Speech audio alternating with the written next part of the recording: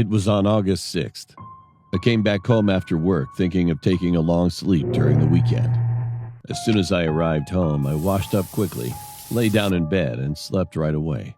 And the time was around 7 p.m.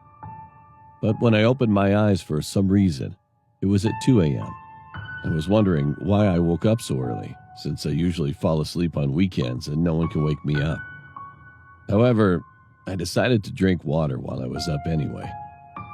So I got out of my bed, went to the kitchen, and lay in bed to sleep again.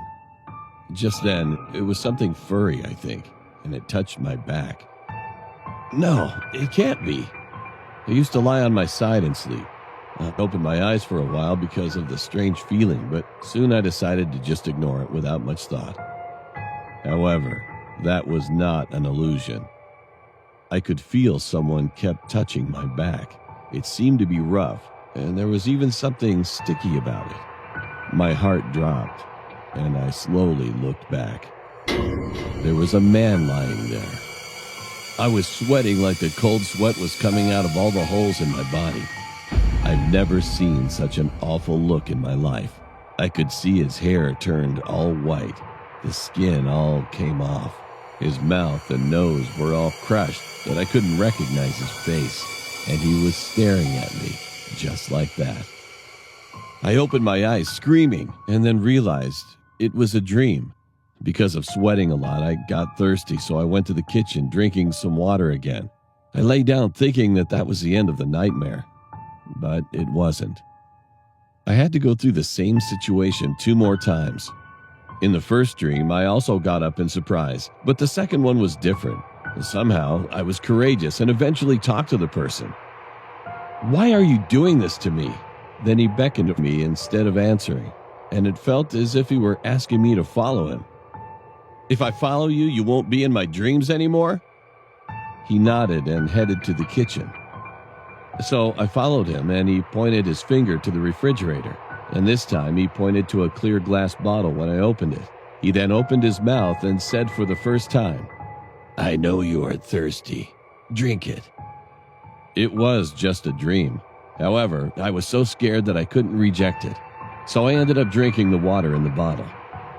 After I finished drinking, he asked me to send him off and said that he would no longer come. Unwillingly, I opened the front door and went with him. Even though my house was an apartment, there were no elevators and stairs in my dream, and we went straight out to the yard. And it was weird that my whole body began to sweat while I was walking on the flatland while sending him off. I finally arrived at the front gate and tried to take a step forward to see him leaving, but I was clearly blocked by something, even though there was nothing in front of me. He kept beckoning, but it was no longer possible to move forward. Just then, I felt the water dripping on my head, and then I ended up waking up. As soon as I opened my eyes, my legs suddenly throbbed, and the moment I came to my senses, I was purely shocked. I was on the rooftop and kept bumping my thighs and knees on the railing that was blocking right in front of me to move forward. The rainwater woke me up, saving my life just before I was almost falling from the rooftop and killing myself. The rooftop door, which was supposed to be locked, was also open for some reason. Being terrified, I ran home without even thinking about using the elevator. I was out of breath after entering the house, so I opened the refrigerator again and started drinking water. Meanwhile, I suddenly remembered the glass bottle that he made me drink in my dream. So I checked what it was, and to my surprise, it was a whiskey which I used to drink when I couldn't sleep. And the bottle was definitely full until yesterday, but there was not a sip left. To sum up, I couldn't wake up because he made me drink that whiskey, and the reason I had a hard time walking when I sent him off was that I was actually walking toward the rooftop. If my body hadn't actually caught on the roof railing, I would have killed myself and said goodbye to the world. I knew that there were people who often had this experience out there, but I was really horrified when I literally experienced it myself.